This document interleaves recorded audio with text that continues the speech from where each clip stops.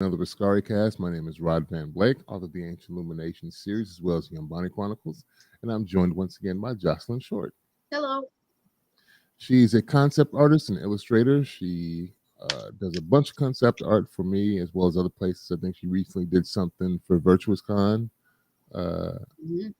and she's the creator of a series called Bearers. We're waiting for that comic to come out.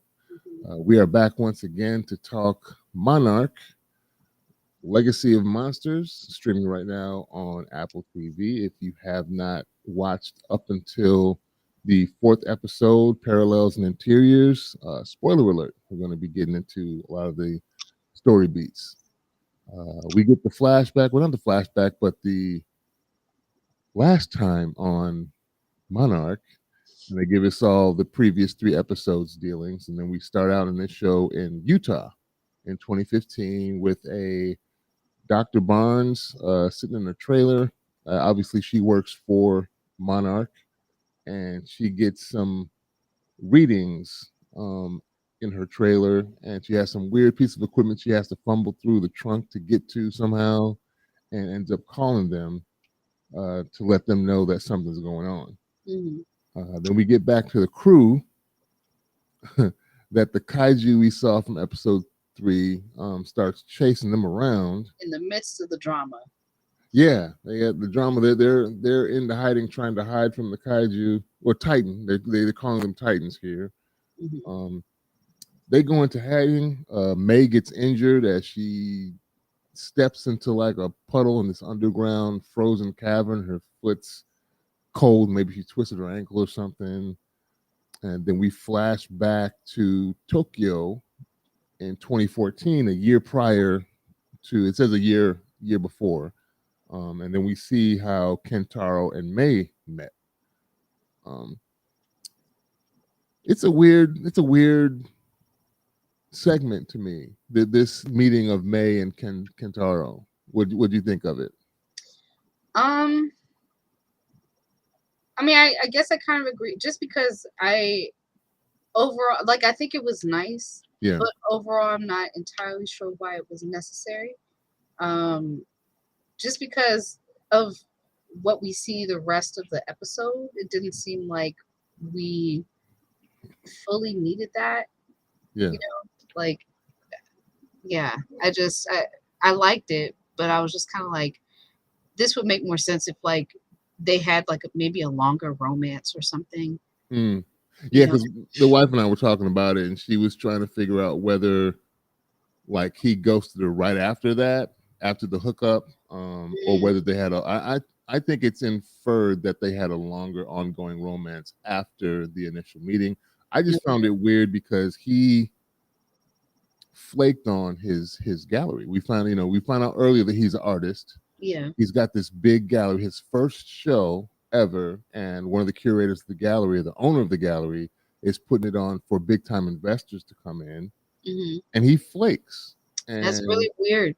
I yeah, like, I don't know, I feel like I could understand flaking, on doing the work leading up to the gallery show, but if you already did it, like, just show up. yeah.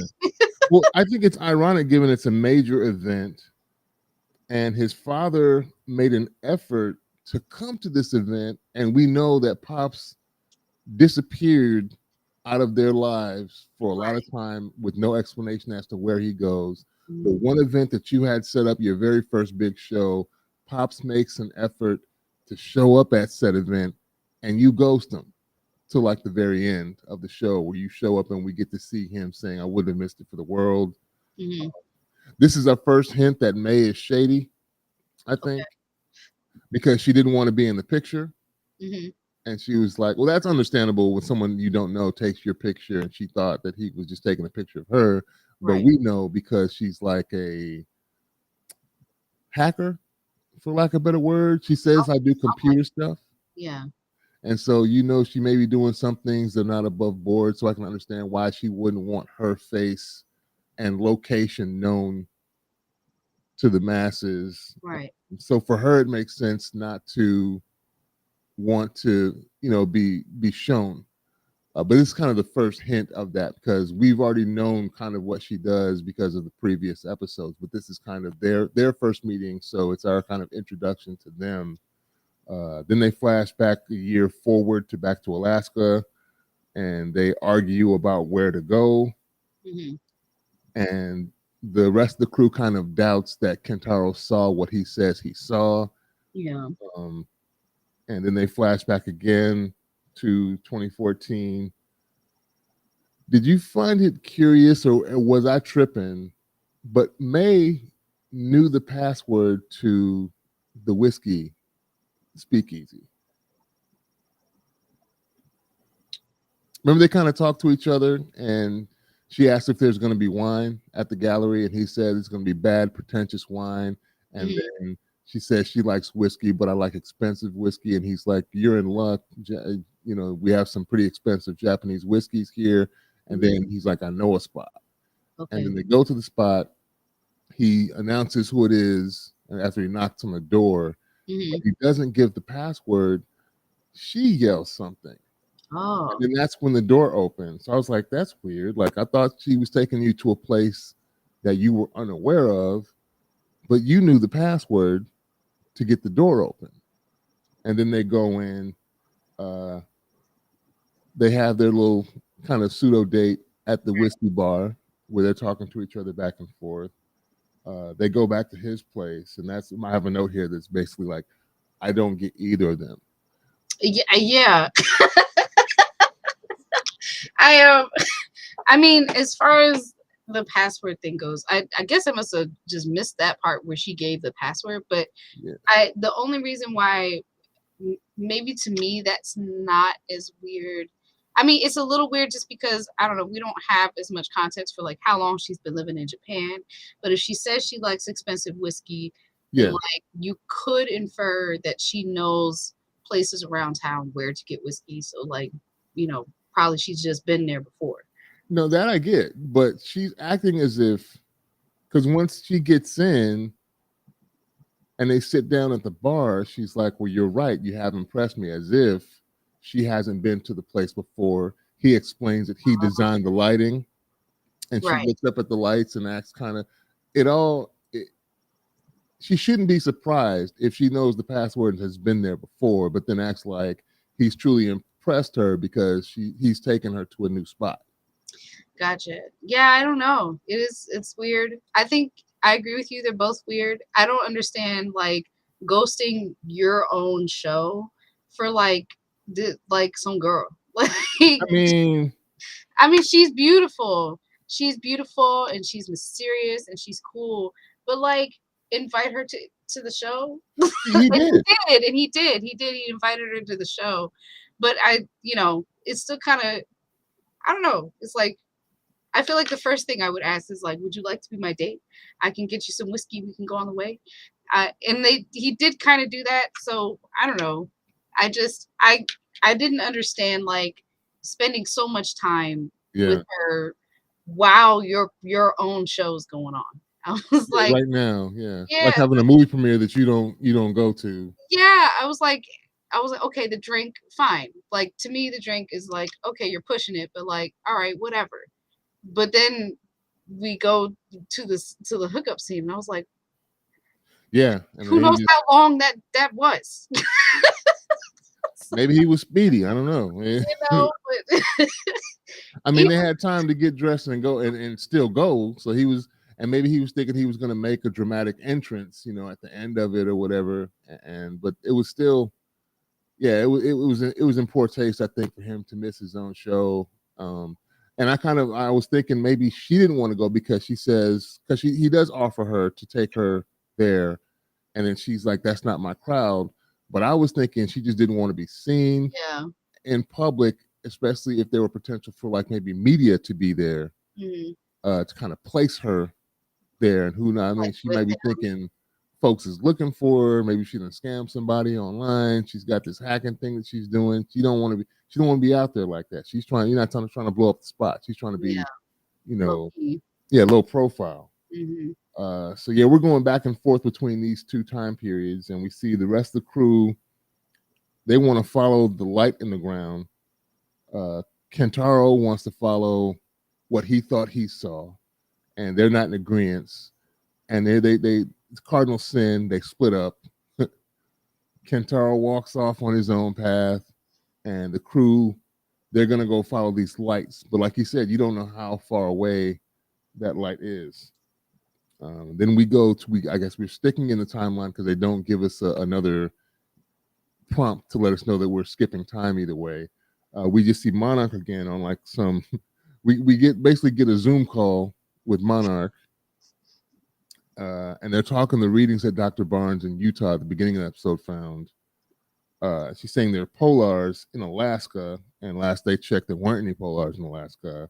Mm-hmm. So I'm thinking possibly it was the awakening of the Titan.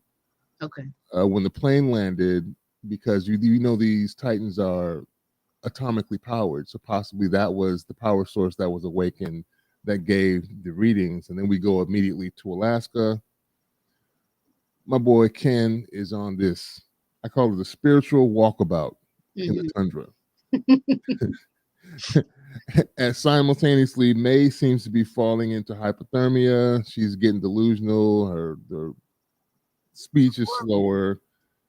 And then, yeah, and then Ken falls out. I I knew they weren't going to do it, but part of me was like, what if he just dies out there in the snow and just freezes to death by himself?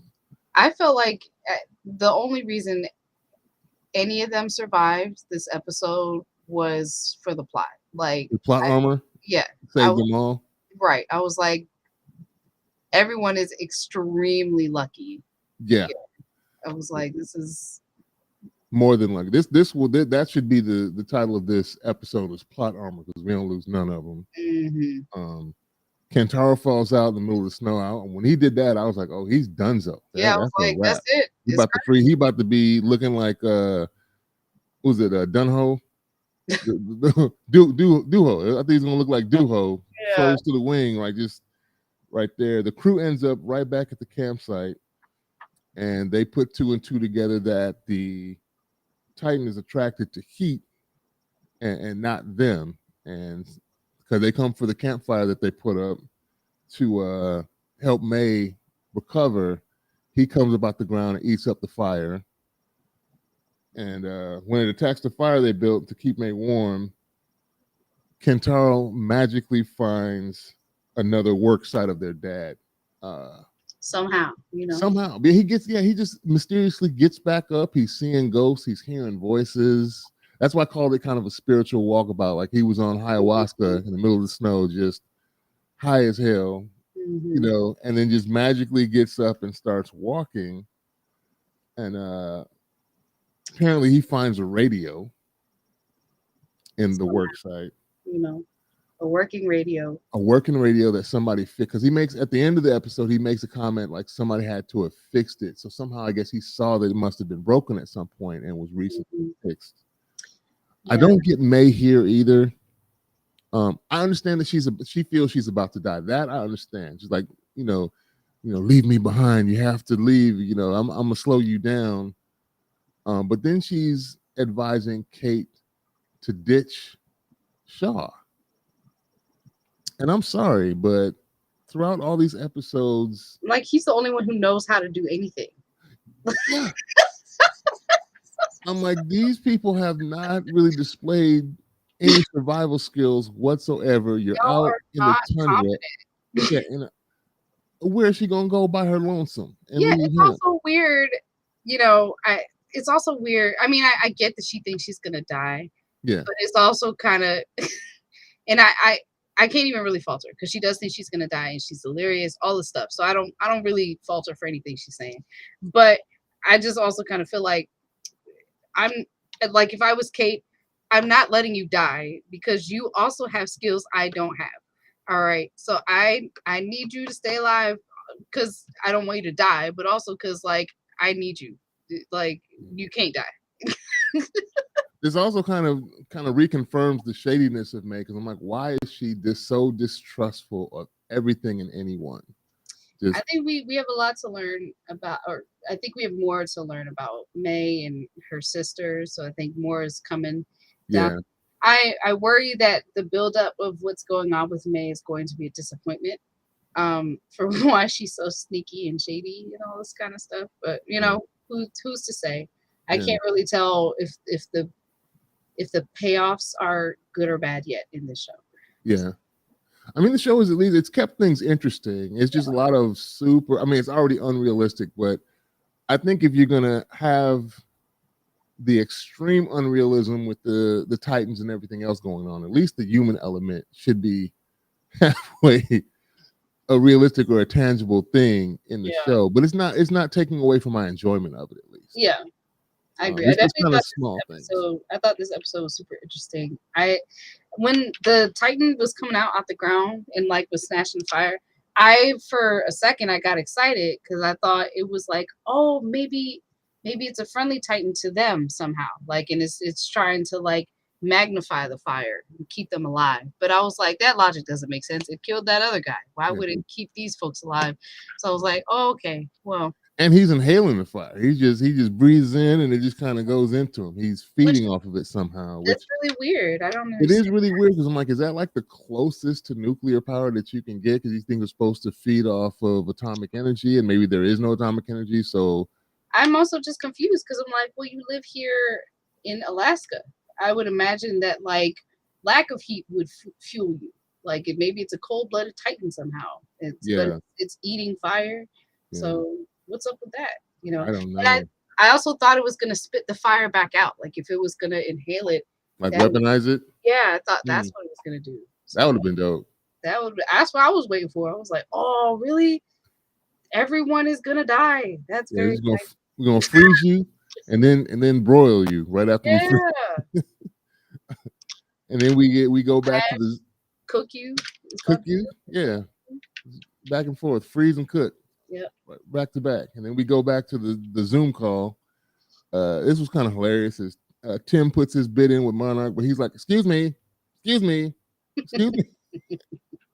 He's basically, I've been trying to tell y'all about this stuff, and everybody's been ignoring me and move. I was thinking of Tim as like the weird guy in Office Space who they keep moving his office everywhere down to the basement. And you got my stapler, like that character. But I guess that's Tim's role. Like, y'all may not know me. You may have moved me to the closet, or you don't want to talk to me. You avoid me in the break room. And you're not going to ask me to Monarch karaoke. But I've been trying to get y'all to know that Randa's kids had the Randa files. We need to go after them and find out. And I was hoping that you guys would be more open minded about learning as much as we can about these creatures. And I was like, he's talking about preventing another G-Day event. Like, how are you gonna?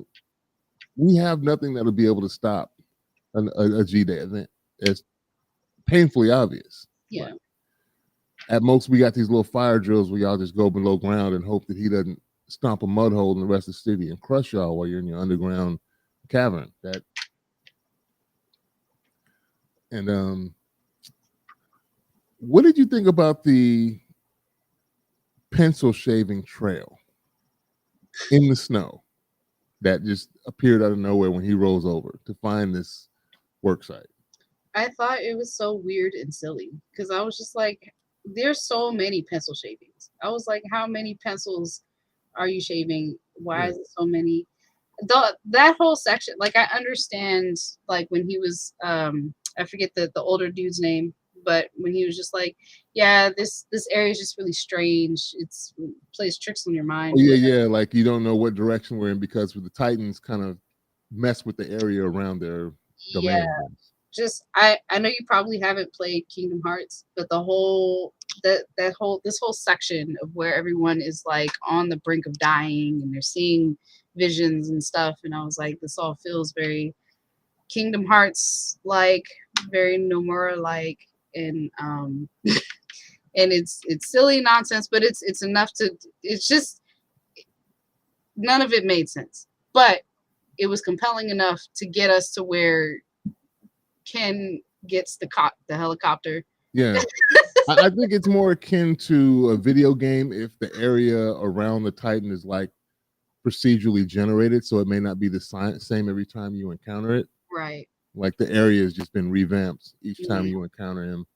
But I was thinking more along the lines of these little like spiritual breadcrumbs can't actually exist because it doesn't make any sense that he would be uh, pencil sharpening in the middle of the snow, like, Yeah. and then to leave a trail of unless maybe he put the pencil shavings in his bag, and his bag had a hole in it somehow, and Yeah. then he walked back to this new work site and just left a trail of pencils. Like that makes no sense at That's all. really weird. I was surprised when his dad, when you see his dad like Yeah. walking towards him and then he actually like physically bumped him. And I was like, "Oh, is real." Cuz like, Did he bump him or did he just walk? Because it seemed like they no, they he brushed past bumped each him. other. Well, I mean, but it was like physical contact, which I Mm. was surprised about. So I was like, "Oh, is this the time? Is this it?" But I was like I could tell like this is like a vision because I Because was he like, wasn't dressed for the cold. right. I was like, okay, but I thought if it was a vision that he was gonna like walk through him and not just like do physical contact. But Yeah. um so that was interesting. But yeah, the pencil shavings was so crazy. I don't know, something about them just felt they all looked too fresh. Like they all looked like I Yeah. was like, they should be wet at least. Or covered over with the fresh coat of snow. Like it, Yeah. you're in Alaska and it's obviously snowing out there. So by the time he left those shavings, it would be covered over however many times that it snowed during the time that he had come and gone. I mean, you know what? I But you didn't see no footprints. It wasn't like he was following any tracks. nothing. And I'm not even too mad. I'm not too mad about the pencil shavings because it was one decision away from being feathers. And then this whole thing would have been just like And that's what's making it feel like a video game is these mythical pencil shavings. If they go, because we know from the trailers and stuff, they go to the desert. If they find pencil shavings in the sand, I'm gonna be like, come on, man. So yeah, they decide we go back to the crew that they're going to after the Titan comes for the fire that they set up to warm May up at the initial campsite. Shaw gets a bright idea that he's gonna lay a trap for it and light a bigger fire with the airplane fuel. And just as he's about to do that, the thing pops up and they start making a break for it. Kate almost gets ate up and frozen. I don't. She uses the Monarch bag or whatever backpack knapsack she has to fend off the freezing cold from the Titan, and then that's just when the copter shows up. He lights the fire. Shaw does and blows himself over into the corner, and the beast turns around, goes back for the fire initially, and then they are able to make a break. Um, and they fly by these weird northern lights. After all getting in the helicopter, they see these northern lights shooting up out of the ground, uh, and then they land. But before they land, you see that the laptop is done. yeah. That May had the laptop looks like it's done. And of course, my boy pulls out some of these pencil shavings in his hand and gives them to Kate. We have a little moment where she holds May's hand, and then they land only to be greeted by Tim and Monarch and the agent that he's with. So now Monarch is caught up with Shaw after he Mhm. left the retirement home and the crew. And I'm wondering how this is all going to play out. They're obviously going to try and feed them information. But I'm like, at this point, what files do they have to get? Unless there's some way that they could get the laptop up and running again. I don't know. I mean, I thought the whole point of it was to find the dad. So I feel like maybe at this point it's less about the file. I mean, the files would have been great to like cross analyze information Yeah. and like help find the dad. But now that I feel like the dad's probably just with them. Like I feel like we'll get a dad reveal I, next episode. but from what I'm seeing and what I've been listening to with their conversations, he wants Tim wants the files that he knew that they had. Right, Right? right, right. Kate and Kentaro want to find find out what happened to the dad, because Shaw told them whatever Monarch said was a lie about him disappearing without a trace, something. So yeah, they can team up and all find whatever happened to Hiroshi to see if we can find Mr. Randa. But the files are effectively gone because they dumped the physical cassettes they had in the ocean on the ferry from Japan to Korea, and then whatever was transferred digitally to the laptop, unless they can get that thing up and running, the files are gone. So they really don't have what Tim was looking for. So now I really don't see what his motivation is to kind of keep them around, other than hoping that they could, like you said, maybe find a trail that will lead to the dad. Maybe there's, maybe May has like a highly encrypted cloud of Digital backup in the yeah, cloud. just in case or something. But even so, like that wasn't information she disclosed to Kate when she thought she was gonna die. So maybe not. No, she was talking about giving her a phone number, to her sister to call. Right. Um, you think we're going to get another Godzilla sighting in this show? I hope so. Yeah, you hope so. Yeah. Or at least another like I different kind think we're going to get more Titans. of I think okay. that's a given. Yeah. But I'm specifically saying I wonder if we're going to get another Godzilla. Have you seen, what is it, Godzilla Minus Zero that's out I'm now? gonna see it tomorrow. Okay, Yeah, I'm gonna see it tomorrow. yeah, I haven't seen it yet either. I hear it's very good. So Yeah, I'm I'm excited. I'm wondering if we're going to get another sighting in this show, and if and when. I think it's only inevitable that we're going to run into Pops at some point. Yeah. I don't know whether you're going to get your dreams come true. The tag team sibling beat up of Pops after doing both their moms dirty and leading double life I don't know across if the they world. got the energy for it anymore. They almost died. They were having visions and stuff. I think they're tired, so they they may not do it. Yeah, Ken had his little walkabout. We haven't had a little spiritual. Kate hasn't had her little spiritual walkabout yet. She has it. She just keeps having flashbacks of G Day. That's what she does. Yeah, just trauma. She's got serious PTSD with Mhm. Zilla. So that's going to be interesting to see how that all plays out. But I'm still enjoying the show. This one had a nice little action. I Yeah. wonder what the budget for this show is, because the CGI still is good when they have the action scenes, and with Let me look it the up. Titan. I don't know what the hell he's called. I don't know if they haven't really given him a name. Are you looking it up? Yeah. Yeah. So yeah, I'm still liking the show. We have like I think 6 more episodes to go. We'll look at and talk about episode 5 next week, and then by then there'll be another one. What's so funny? Um, I was scrolling down, trying to look for the budget, and then it was like a tab that says reviews, and like the overall audience rating summary is like a 2.7. Out So, of 5 uh-huh.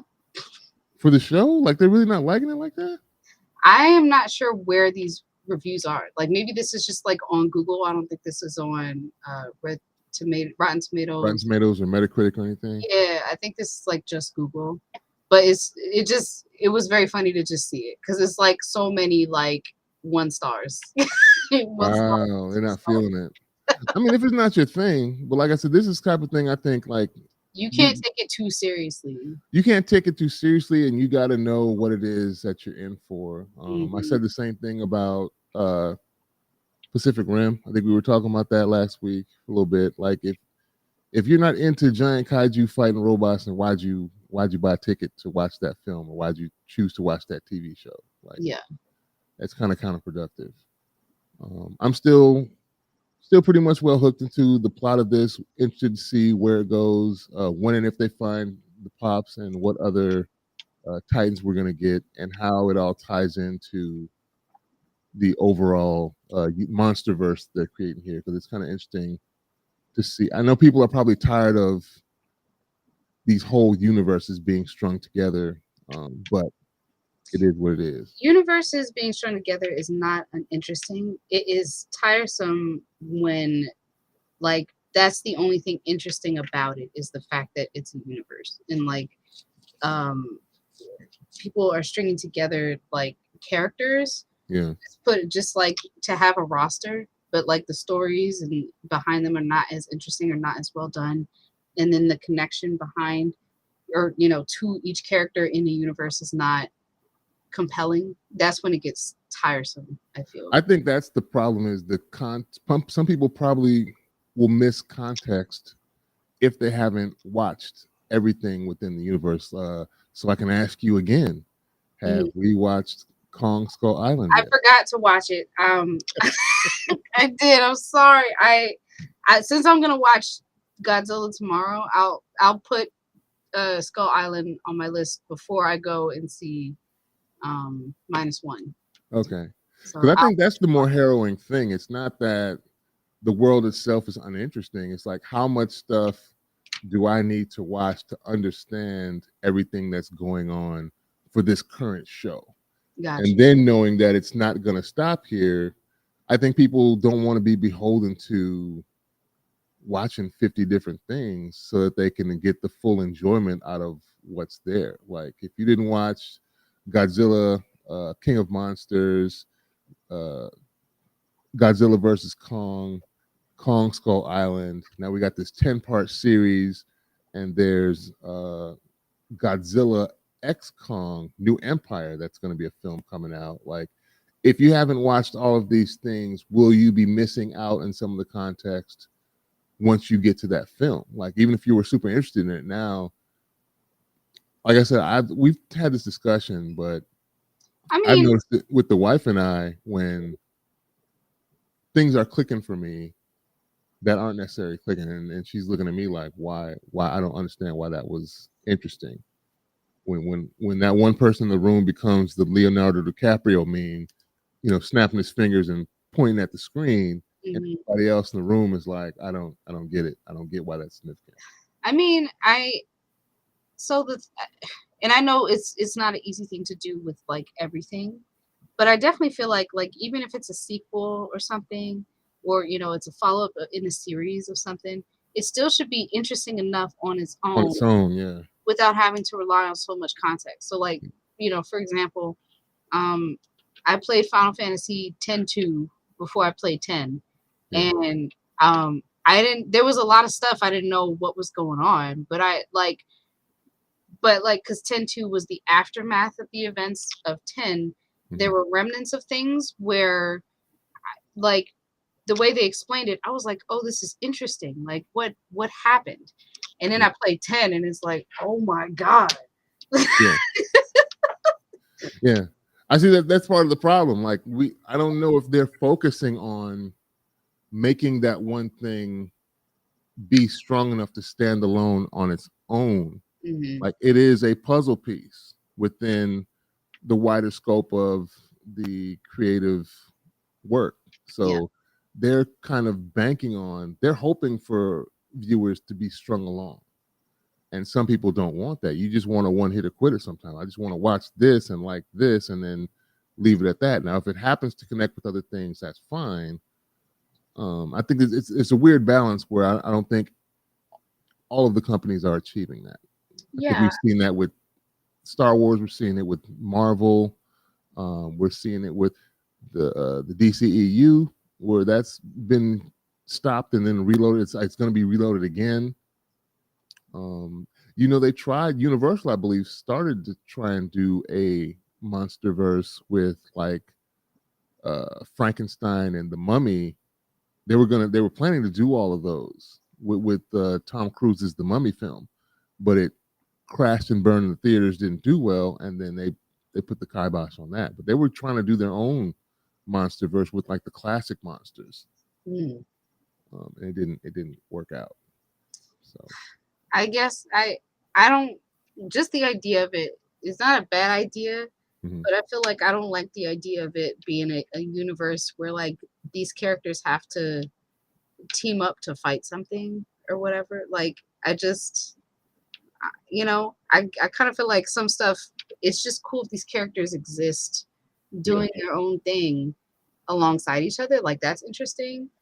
But yeah, I definitely feel like a lot of franchises are relying too much on like nostalgia and like fan service in a way that is like not even good fan service. Yeah. You know, like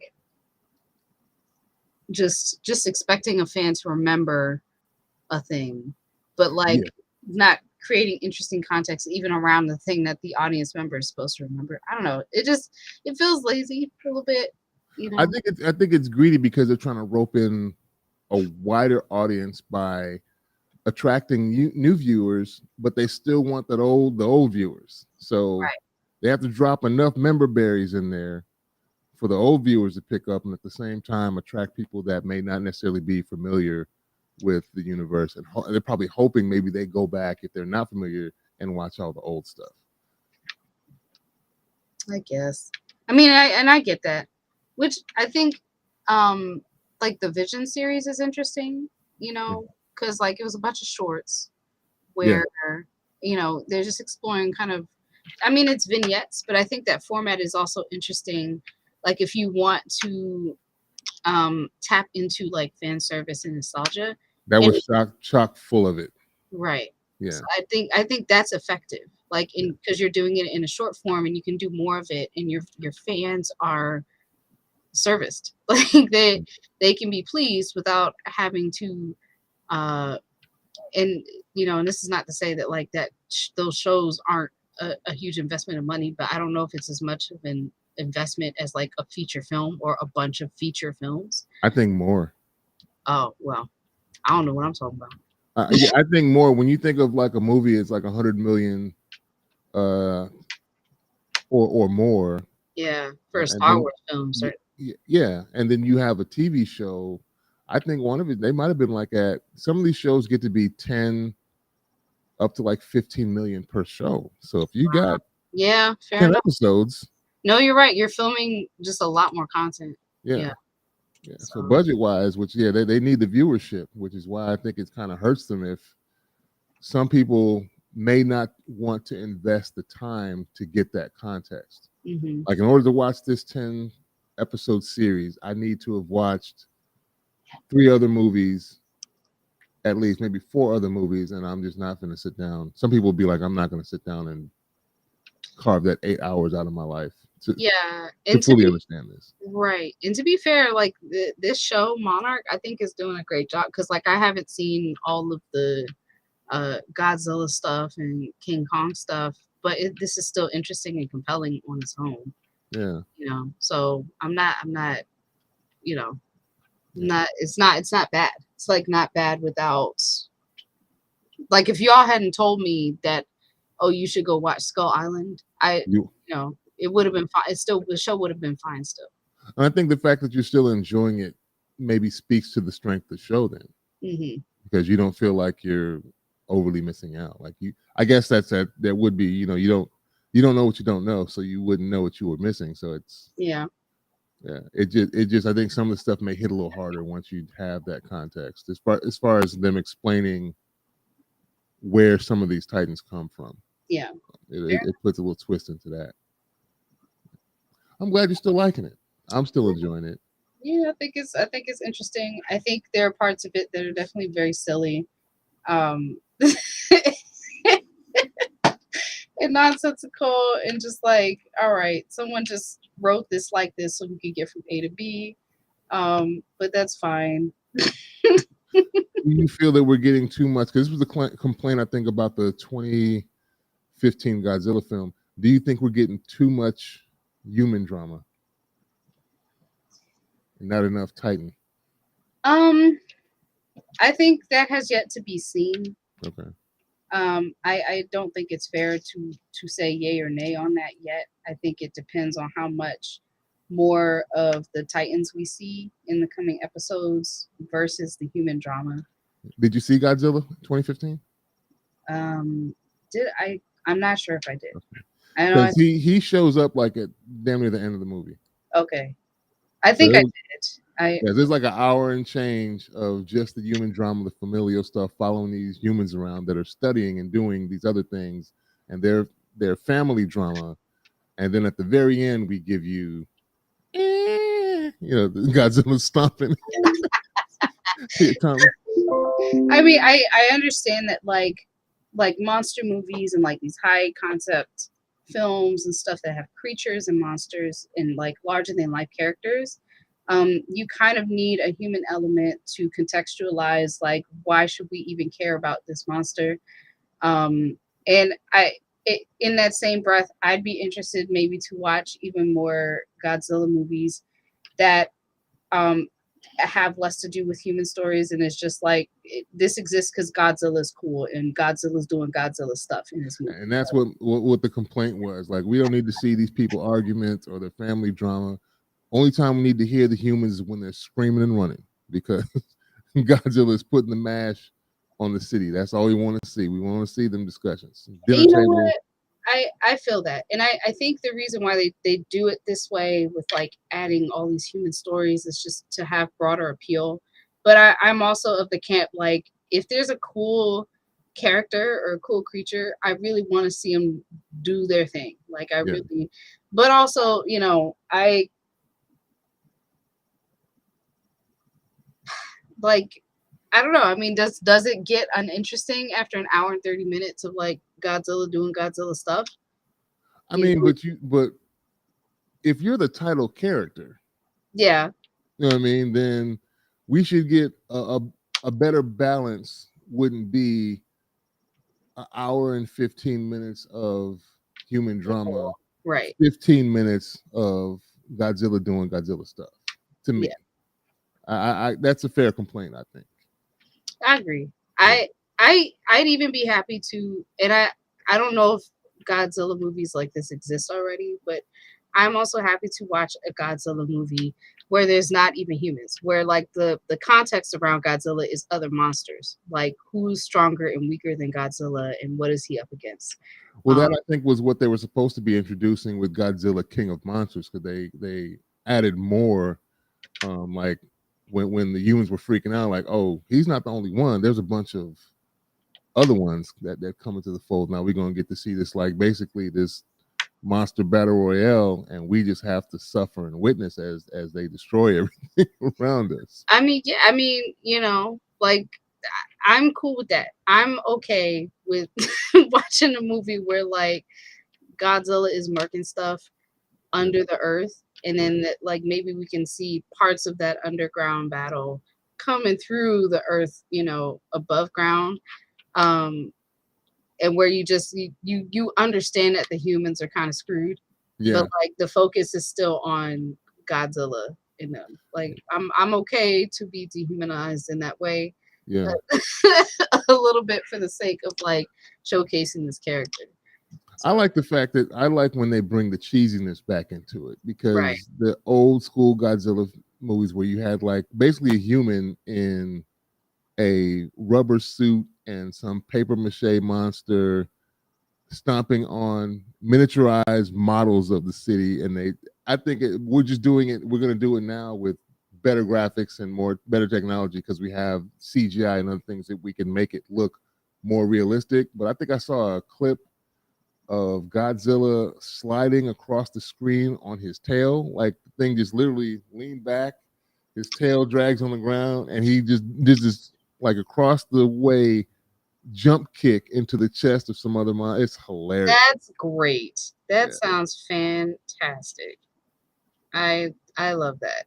Yeah. They brought a little bit of that back with Godzilla vs Kong, Okay. and when they have the three-way fight between them two, and then Mecha Godzilla, it got super silly during that fight. Yeah. I was there for it, and it was campy. It was just done with updated technology that they didn't have in the '60s and '70s. So Hmm. hope we get more of that. Yeah. I agree. I definitely hope we see more monsters, or titans in the show. I think, like you said, I think we will. Yeah, If we get another Godzilla sighting, it'll probably just be like one, or it'll be two, and the two of them will be in like the last two episodes. Like yeah, maybe like the episode before the last, we get like a peek of like everything screwed because Godzilla's here, and then the last episode we see more Godzilla murk and stuff. I don't know. yeah, I don't know. yeah. Well, thank you once again for taking the time out of your day to chop it up with me about these things. And we actually had like 6 or 7 people popped in. I Nice. appreciate. For the people watching, y'all need to know today is Rod's birthday. So happy birthday to Yep. Mr. Rod Van Blake here, our Yeah. host, our illustrious host. Thank you. Still kicking. Still going strong. I Send some money appreciate you all. to his Cash App so he can buy himself some ice cream and cake. Yeah. Okay. Appreciate you all taking the time out of your day to give us some views and listen to us chopping up about these things. Thank you, Monica. And we will be back next week talking episode 5. Once again, there will be a link in the description both to my author website and to Jocelyn's website so you can check out some of her art. Thank you, Janelle. Appreciate it. And we will talk to you all next week. Peace. Y'all.